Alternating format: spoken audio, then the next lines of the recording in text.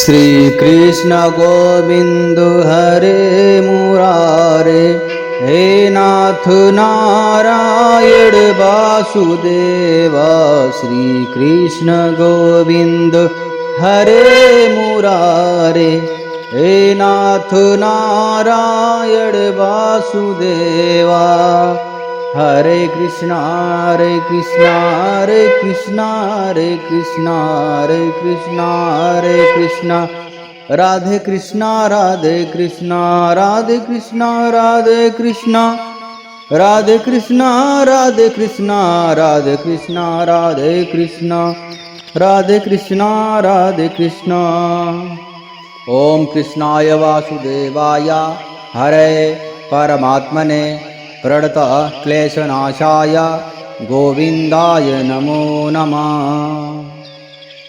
जब सनकादियों ने नारद जी को श्रीमद् भागवत कथा सुनाने के लिए गंगा जी के आनंद तट पर सब लोग इकट्ठा हुए, सुनाना प्रारंभ करने वाले थे, तो सारे ऋषिगण, सारे देवता, दनुज मनुज यश गंधर्व राक्षस सब लोग वहाँ पर पधारे श्रीमद् भागवत कथा अमृत का पान करने के लिए।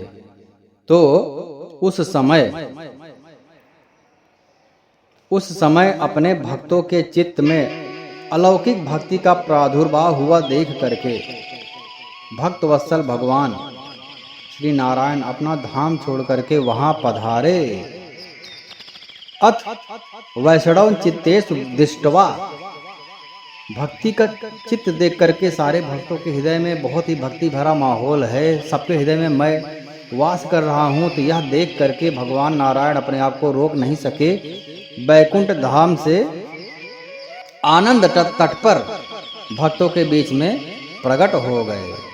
उनके गले में जो है बनमाला शोभा पा रही थी और श्री अंग सजल जलधर के समान श्याम वर्ण था। उस पर मनोहर पीतांबर सुशोभित हो रहा था और कटि प्रदेश करधनी की लड़ियों से सुसज्जित था।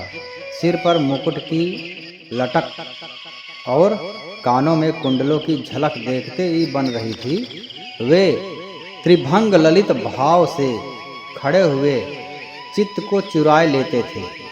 वक्षा स्थल पर कौस्तुभ मणि दमक रही थी और सारा अंग जो है हरिचंदन से चर्चित था। उस रूप की शोभा क्या कहे, उसने तो मानो करोड़ों कामदेव की रूप माधुरी छीन ली थी। वे परमानंद चिन्मूर्ति मधुराति मधुर मुरलीधर ऐसे अनुपम छवि से अपने भक्तों के निर्मल चित्तों में आविर्भूत हुए। भगवान के नित्य लोक निवासी लीला परिकर उद्धवाद वहाँ गुप्त रूप से उस कथा को सुनने के लिए आए थे। उद्धव जी भी आए थे। प्रभु के प्रकट होते ही चारों ओर जय हो जय हो जय हो की ध्वनि होने लगी। उस समय भक्ति रस का अद्भुत प्रवाह, जैसे भक्ति का महासागर आ गया, तूफान आ गया और बार बार अबीर गुलाल और पुष्पों की वर्षा तथा शंख की ध्वनि होने लगी। उस सभा में जो लोग बैठे थे उन्हें अपने देह गेह और आत्मा की भी कोई सुधि ही न रही। उनकी ऐसी तन्मयता देख करके नारद जी कहने लगे, मुनीश्वर गण, आज सप्ताह श्रवण की मैंने यह बड़ी ही अलौकिक महिमा देखी है। यहाँ तो जो बड़े मूर्ख दुष्ट और पशु पक्षी भी हैं, वे सभी अत्यंत निष्पाप हो गए हैं जो भी आए थे। अतः इसमें कोई भी संदेह ही नहीं है कि कलिकाल में चित्त की शुद्धि के लिए इस भागवत कथा के समान मृत्युलोक में पाप पुंज का नाश करने वाला कोई दूसरा पवित्र साधन ही नहीं है। स्वयं साक्षात नारायण ही प्रकट हो गए, और क्या कहें। तो मुनीश्वर, आप लोग बड़े ही कृपालु हैं। आपने संसार के कल्याण का विचार करके यह बिल्कुल ही निराला मार्ग निकाला है। इससे सुंदर मार्ग तो कभी भी न तो हो सकता है, न तो भविष्य में होगा ही। आप कृपया यह तो बताइए कि इस कथा का जो रूप है सप्ताह यज्ञ के द्वारा संसार में कौन कौन से लोग पवित्र हो जाते हैं? अच्छा, इस सप्ताह यज्ञ में कौन कौन से लोग पवित्र होते हैं यह तो बताइए आप। सप्ताह यज्ञेन कथाम येन कृपालु भिलोकहितम विचार्य प्रकाशितः को अपि नवीन मार्ग है। किसको किसको नवीन मार्ग पवित्र होते हैं, नवीन मार्ग मिलता है, फिर से नवीन अवस्था को प्राप्त हो जाते हैं। नवीन अवस्था मतलब जीवों की, हमारी आपकी, सारे प्राणियों की नवीन अवस्था क्या है? हम नहा धो करके कपड़ा पहन लीजिए, साबुन लगा करके नहाए, मस्त कपड़ा पहन के नए हो गए, तैयार हो गए, यह हमारी नवीन अवस्था है। 1 घंटे में तो फिर से गंदे हो जाएंगे। और यह शरीर भी नवीन अवस्था नहीं है, क्योंकि शरीर साफ हुआ है, अभी 2 घंटे में फिर से गंदा हो जाएगा। 1 दिन मत नहाओ, अगले दिन देखो तो बास आने लगता है। इसको भी नवीन अवस्था नहीं बोल सकते हैं। ऐसा कुछ जो हमेशा सनातन पुरातन नवीन ही बना रहे, उसको नवीन अवस्था बोलेंगे। जिस प्रकार से प्रेम की परिभाषा है कि क्या प्रेम की परिभाषा है? प्रतिक्षणम वर्धमानम, प्रतिक्षण बढ़ता रहता है, वर्धमानम बढ़ता रहता है। ऐसा नहीं कि आज प्रेम हुआ कल थोड़ा सा कम हो गया। अभी आजकल तो जो लव मैरिज होता है, बहुत ज़्यादा प्रेम हो जाता है शादी से पहले, फिर भाग करके शादी कर लेते हैं 1 साल 2 साल, उसके बाद धीरे धीरे प्रेम कम हो जाता है। तो वह भी प्रेम नहीं है, वो क्या है? शारीरिक आवश्यकता है, पूर्ति हो गई, फिर उसके बाद में प्रेम खत्म हो गया, तो उसको भी प्रेम नहीं कहते हैं। वो प्रतिक्षणम वर्धमानम नहीं है। प्रेम की परिभाषा क्या है? प्रतिक्षणम वर्धमानम, भावयुक्तम, भावना से युक्त है। ठीक है, आज 1 किलोमीटर प्रेम हुआ है तो कल होगा 2 किलोमीटर। ऐसा नहीं कि कल कम हो जाएगा, परसों और होगा, अनंत ऐसे बढ़ता जाएगा। तो उसको प्रेम बोलते हैं। अब ये जो है, जो पवित्र होते हैं, अर्थात मुक्ति किसको किसको मिलती है? मुक्ति अर्थात जो आत्मा का स्वरूप है, आत्मा का स्वरूप ही है ना, नित्य चिन्मय सनातन पुरातन अजन्मा, न हन्यते हन माने शरीरे। उसको ना तो कोई मार सकता है, ना काट सकता है, ना जला सकता है, हमेशा रहता है। भगवान का स्वरूप है, भगवान को कोई कुछ नहीं कर सकता है। उसी प्रकार से आत्मा को भी कुछ नहीं कर सकता है। तो जीव आत्मा जो है परमात्मा का अंश है। तो कहने का मतलब नवीन अवस्था, हम जहाँ से आए थे उस अवस्था को प्राप्त हो जाएंगे, उसकी बात यहाँ पर हो रही है।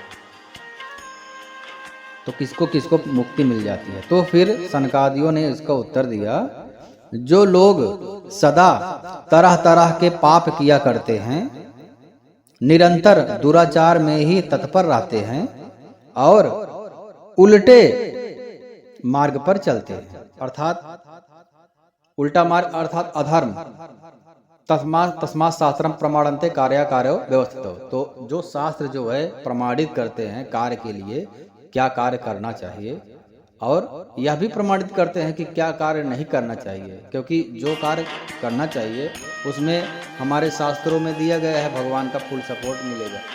ठीक है, भगवान हर तरह से रक्षा करेंगे।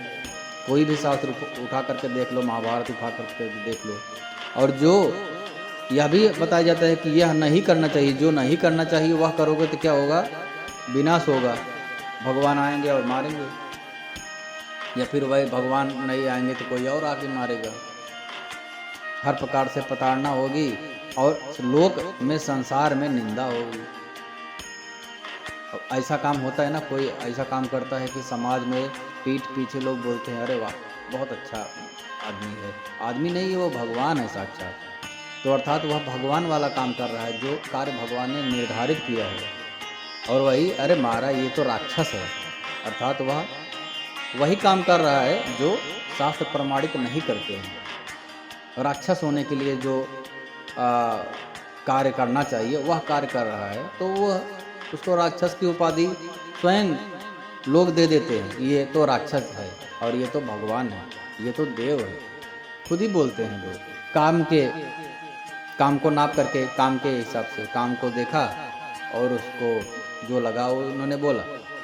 तो जो लोग दुराचार करते हैं, जो लोग उल्टे मार्ग पर चलते हैं, तथा जो क्रोधाग्नि क्रोधाग्नि से जलते रहने वाले कुटिल और कामपरायण हैं, वे सभी इस कलयुग में सप्ताह यज्ञ से पवित्र हो जाते हैं।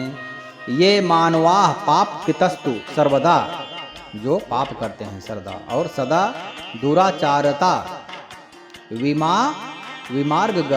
विमार्गगाह कुमार्ग पर चलते हैं, अर्थात उल्टा चलते हैं।